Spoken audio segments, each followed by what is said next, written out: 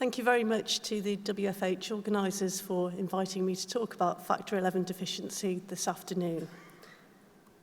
These are my disclosures. So this is the outline of my talk. I'm going to give a very brief overview to start and then really concentrate on assessment of bleeding tendency in this disorder and then finish with a little bit about the management of it. Okay, so Factor XI deficiency is an autosomal bleeding disorder which can affect both genders. We classify patients into severe and partial deficiency depending upon whether they are homozygote or heterozygote for Factor XI gene mutations and also on their Factor XI levels. Until recently, we thought that the incidence of severe Factor XI deficiency was around about 1 in a million. However, this recent report published last year has shown that it's actually much more common, with a prevalence of about 12.9 per million within the European population. Heterozygote frequency also has been shown to vary markedly between populations, with the Ashkenazi Jewish population having a very high frequency. So unlike hemophilia A and B, spontaneous bleeding in this disorder is pretty rare. Most bleeding occurs in association with trauma or surgery, particularly if this has happened at sites of high fibrinolytic activity. Mucocutaneous symptoms have been reported, but many patients are completely asymptomatic until they're hemostatically challenged. So this means that diagnoses are made throughout childhood and adulthood.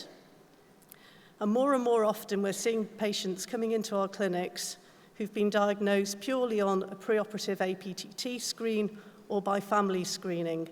And often these patients have never been hemostatically challenged, and we've no way of knowing whether they're bleeders or not. There's marked phenotypic heterogeneity reported in this disorder, with both homozygotes and heterozygotes being reported as sometimes having significant bleeding. Reports have shown wide variation in bleeding symptoms between patients who have the same Factor XI level and within families where family members share the same Factor XI mutation. There are reports of some patients with severe deficiency not bleeding even around major surgeries such as tonsillectomy, and on the flip side, patients with partial deficiency with almost normal Factor XI levels. There are reports of some of these patients bleeding much more than we would expect. So I think it's really important that we actually consider the possible reasons as to why there is this perceived phenotypic heterogeneity.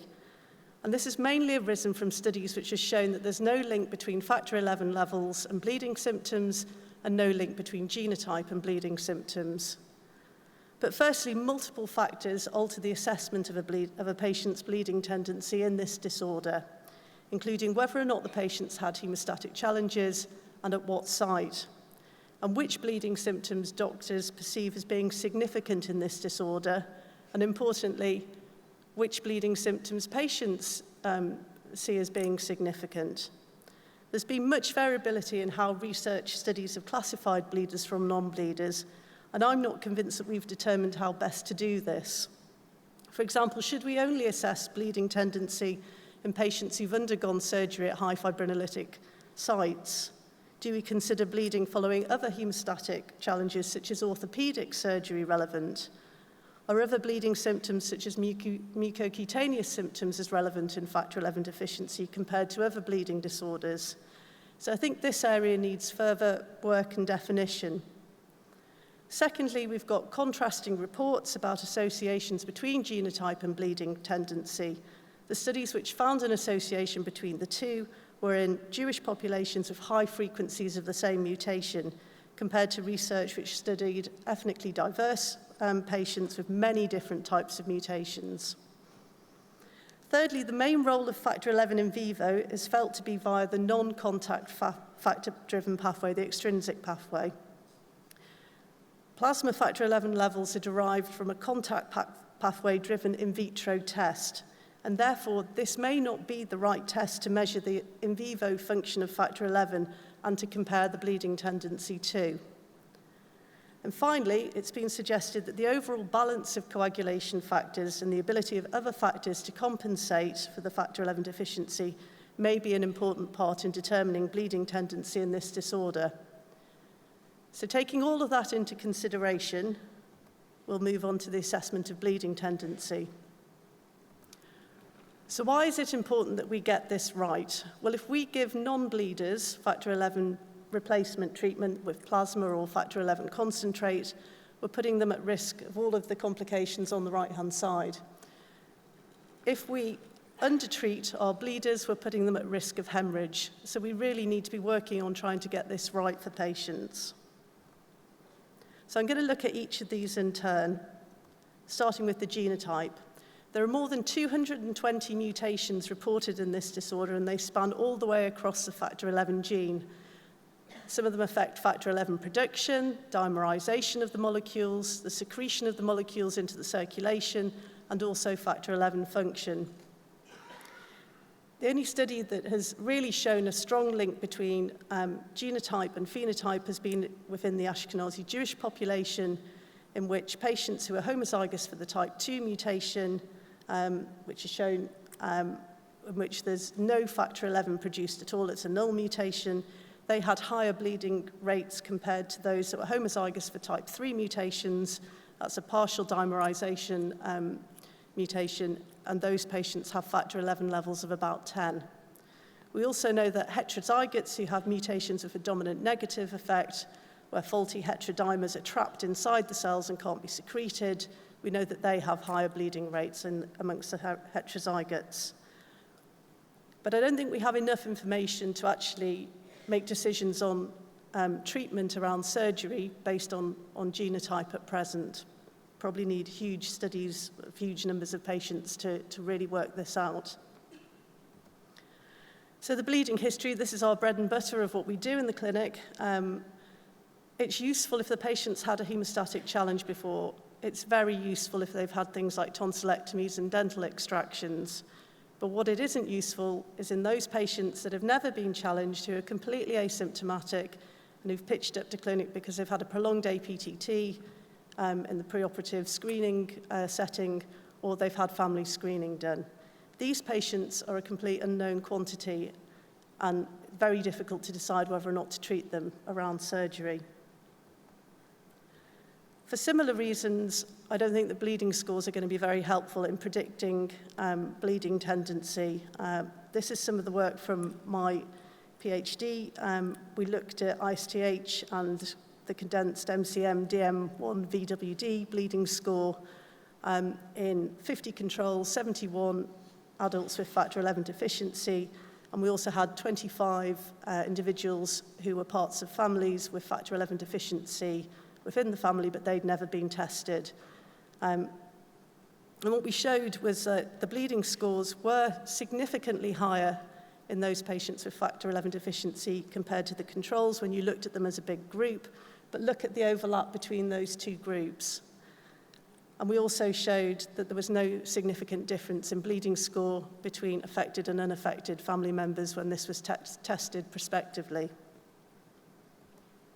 When we divided the factor XI deficient individuals into those picked up as index cases and those just purely picked up through family screening, there was a significant difference in bleeding score with the index cases scoring higher, but again, there's huge overlap between those groups and the controls. ROC analysis showed that this test is no use in family screening, and there was no correlation between factor XI activity and both of the bleeding scores. So I think the reason this doesn't work for factor XI deficiency is that factor XI deficiency isn't a spontaneous bleeding disorder. The score is going to be dependent on whether or not that patient's had surgery and where they've had that surgery. You can use it as a descriptive tool, gives you a number to describe the bleeding history. It's not going to be diagnostic in family screening, and I think it's going to be unlikely to be predictive of bleeding for all patients. I think the people that score very highly on the scores are likely bleeders, but what I worry about are the people with the low scores, because they're going to be a mixed bag of non-bleeders and patients who probably are bleeders but have just never had challenges. So on to factor XI levels. Puller-Bolt and Maggs did a large study looking at 249 individuals from families with factor XI deficiency, took bleeding histories from them and measured their factor 11 levels. And what you can see is that the majority of patients with severe deficiency are bleeders, compared to 35% with partial deficiency. But there's no beautiful factor 11 cutoff below which you say someone becomes a bleeder. This study looked at 39 patients with partial deficiency, divided them into bleeders and non-bleeders using one of the bleeding scores, and measured the whole spectrum of coagulation factors. And they showed that the von Willebrand factor, Rickoff, antigen, and thrombomodulin were significantly lower in the bleeders compared to the non-bleeders. But there's large overlap between those two groups, and I don't think you could use those tests as a definitive way of classifying patients. So on to the global hemostasis assays, which assess the entire sort of coagulation system in individuals. So starting with thrombin generation assays, there have been 5 studies, most of them with small numbers of patients in. If you look at the assessment of bleeding, look at how different each study is with that. And the assay conditions are also very different. 3 of the studies found significant differences between the bleeders and non-bleeders, and 2 of them didn't. So why have we got such conflicting results? Number 1, different definitions of bleeders versus non-bleeders. Number 2, non-standardization of these reagents. So what I'm calling 0.5 picomolars of tissue factor in my lab won't be what another lab is calling 0.5 picomolars of tissue factor. And different sample conditions. And I think this is the key to it, whether there's CTI knocking out factor 12 or whether it's platelet-rich or platelet-poor plasma is important. We know there are 2 mechanisms of factor 11 activation, either as a contact activation dependent, so factor 12 activating factor 11, or as thrombin activating factor 11 as part of a contact activation independent pathway. And whether you've got CTI in your sample or not determines which of these pathways is being looked at. So the main part of my PhD was looking at sample conditions in this assay. We looked at 97 patients with factor 11 deficiency, 50 normal controls. We ran the assay in a whole myriad of different sample conditions. We looked at the patient's bleeding history, and we pulled out those patients that had had tonsillectomy or dental extraction pre-diagnosis. And we took those 74 patients, and we called 24 of them bleeders because they'd either required blood product transfusion or had to go back to the dentist or theatre for surgical hemostasis to be achieved. And that was what we determined as being significant bleeding. This is your thrombin generation curve with peak height and the ETP being the area under the curve.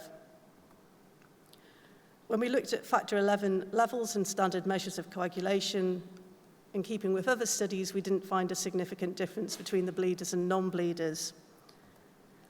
So this is a busy slide. This is results of ETP and peak height in different sample conditions run at low tissue factor. If you concentrate on the far right column, you can see that there was a highly significant difference between bleeders and non-bleeders in 2 sample conditions, platelet-rich with CTI and platelet-poor without CTI. So we took those, drew frequency distribution plots, and looked at ROC analysis on them to see if either could help us. So the platelet-poor without CTI samples, you can see that there's marked overlap between the bleeders and non-bleeders.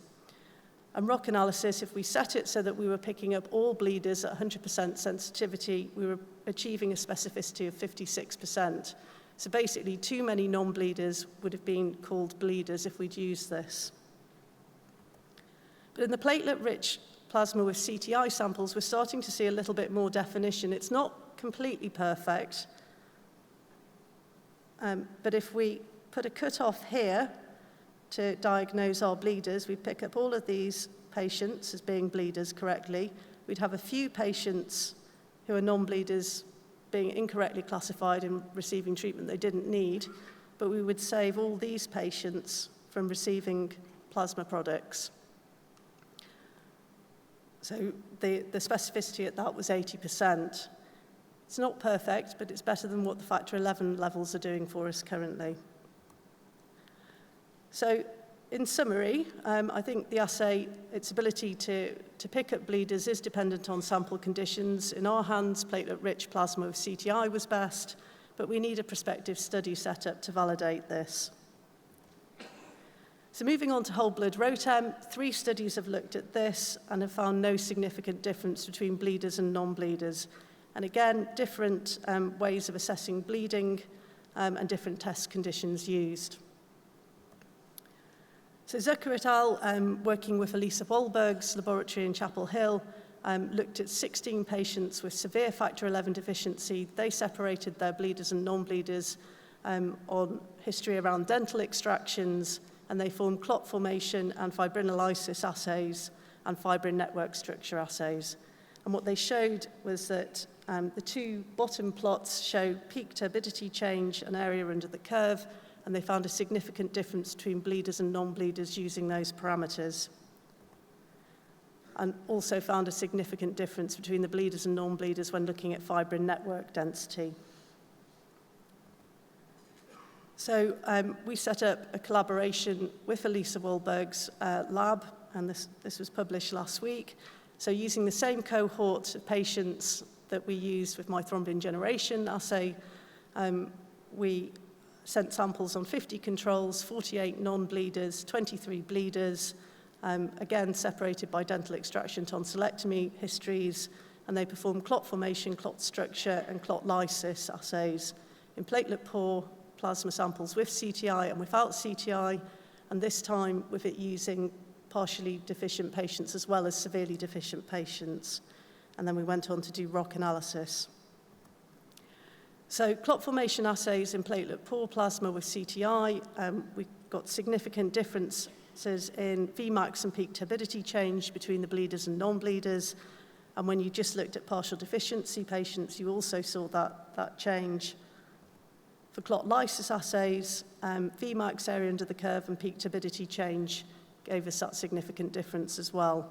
The samples without CTI I haven't shown, but they didn't separate out the 2 as well.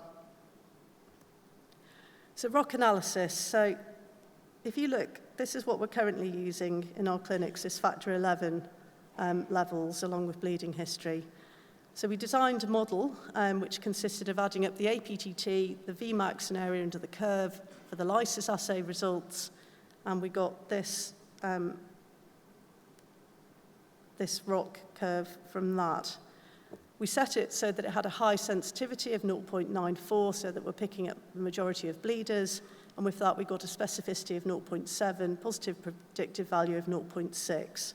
So we're identifying the majority of patients at risk of bleeding. Just like the thrombin generation assays, we will classify incorrectly some of the non-bleeders as being bleeders, but the majority of individuals that we're classifying as non-bleeders will be non-bleeders by using this model for negative predictive value of 0.96. So where are we at? Well, our current methods are bleeding history and factor XI levels, and neither of those are ideal. We know bleeding scores are unlikely to be helpful. ROTEM isn't helpful. I think the future definitely is with global hemostasis assays, but we really need industry to get on board and help us to produce some fully automated machines that are going to test these assays, give us reagents that are fully standardized, that have tissue factor in it that's low enough to pick up this defect in factor XI, give us some CTI collection tubes that are cheap enough for us to be able to use, and basically set us up so that we can put this into the hospital laboratory setting. Then we can do the multi-center prospective trial and see the worth of these assays. There's no point doing that big multi-center trial unless we can take the results and put them into clinical practice. So we need industry on board. Okay, finally, on to management of factor XI deficiency. So when the patient comes into clinic and they say, I'm having my tonsillectomy, these are the things that we should be thinking about. Look for other defects in patients. So hemophilia A, von Willebrand's disease, and platelet defects have all been reported in association with factor XI deficiency. If the patient has a factor XI level of less than 1, look for an inhibitor, particularly if they've been exposed to plasma products. And by that, I'm not just talking about FFP and factor XI concentrate. I'm including immunoglobulins and anti-D for women that have been pregnant. Patients with factor XI deficiency and inhibitors do not present with spontaneous bleeding in the same way that those with severe hemophilia do. Consider the thrombotic risk of the operation and of the patient. If it's high, try to steer away from factor XI concentrate. If there's a risk of volume overload, the patient has heart failure or renal failure, you may need to steer clear of FFP. 15 to 25 mils per kilogram of FFP is a large volume. If there's a history of allergic reactions to plasma, look for IgA deficiency, and most importantly, consider the site of surgery. Solomon et al. Looked at the rates of bleeding in untreated patients with severe factor XI deficiency, and we know that bleeding was much, much higher in sites with fibrinolytic activity. And looking down the bottom, orthopedic surgery had no bleeding associated with it whatsoever.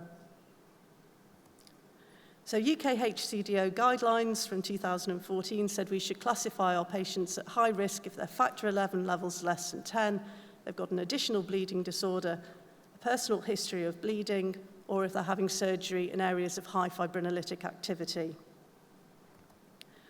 If they're high-risk patients and they're having major surgery, the options are either factor XI concentrate without tranexamic acid or FFP with tranexamic acid, preferably solvent detergent FFP. Everybody else, treat them with tranexamic acid and have some factor XI replacement on standby if they bleed. So a little bit about each of the treatments. Factor XI concentrate, the advantages are that it's small volume, you get a nice predictable rise in factor XI level. The disadvantages are that it's plasma-derived, not available in all countries, as Flora said before, and there are reports of thrombosis and coagulation activation with this. So a little bit about that history. There are two factor XI concentrates available, one made by BPL, one made by LFB, both produced in the late 1980s, early 1990s, and when they first came available, we were using them in a similar way to treatment of severe hemophilia, in that we were aiming for 100% in levels when we were doing surgery on these patients. And then we started to get reports of thrombosis and coagulation activation. So in response to that, the companies increased the amount of anticoagulants in the formulations in the way of heparin and antithrombin, and C1 inhibitor in the case of the LFB product. And UK HCDO said, okay, we will just use maximum 30 units per kilogram for these products and aim to not get the level any higher than 70. Then in 2014, further reports came about the risk of thrombosis in association with factor XI concentrate, and further guidelines have come as a result of that. And we're now saying only use a dose of 10 to 15 units per kilogram.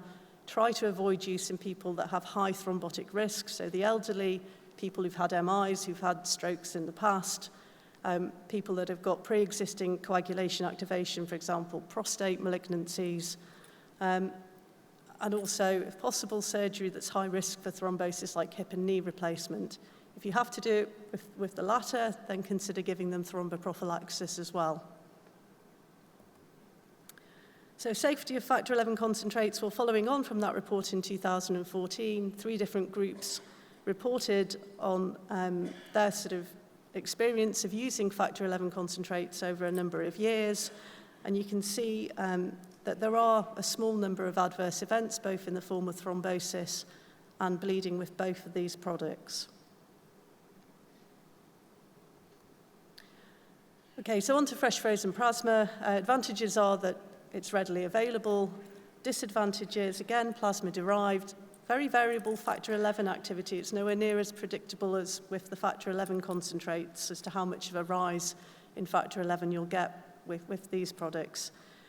There is a potential for transmission of infection, so therefore we prefer solvent detergent or methylene blue treated if available. And also, the main issue with fresh frozen plasma is as I've mentioned before, the volume overload. Recombinant 7A, advantages of this are that it's small volume. It's good to be used in patients who have inhibitors or severe IgA deficiency, or in patients who are refusing plasma products. The disadvantage is it's not licensed for this. There is definitely a thrombotic risk associated with it, and we don't know the full safe dose to be used, but I certainly would not give anyone a dose of 90 micrograms per kilogram who had inhibitors with this. 15 to 30 we think is about right. So in conclusion, there are current difficulties with the management of factor XI deficiency. The number of people who come to clinic having had this diagnosed as part of a family screen or a coagulation screen who are completely asymptomatic just seems to be rising. And we've no real way of knowing whether these patients are bleeders or not. There is marked phenotypic heterogeneity, or so we perceive, and we don't have good tools to predict bleeding in this disorder. We need to be able to assess each patient individually when we're planning treatment for them, and think about all of the things that I said in the way of looking for other defects, looking for inhibitors, looking at the surgery site. But our future aim really has got to be to accurately tailor treatment to the individual. And in order to do that, we need more research looking at which factors determine the bleeding tendency in factor XI deficiency, and maybe the next generation sequencing is going to help us with that. But we also need industry to help us develop assays to predict the bleeding phenotype. Otherwise, nothing is going to change in this area. So for the bits of my research that I presented, I'd like to acknowledge and say thank you to the Bayer Hemophilia Awards programme, LFB Biotechnologies, Wycherley Fellowship Grant from Manchester Royal Infirmary. I'd like to thank Elisa Wahlberg and her laboratory in Chapel Hill for all the work they've done. My PhD supervisors, John Bertham, Paula Bolton-Maggs, and Tony Cummings, and most importantly, all the factor XI deficient patients who took part in the study. Thank you.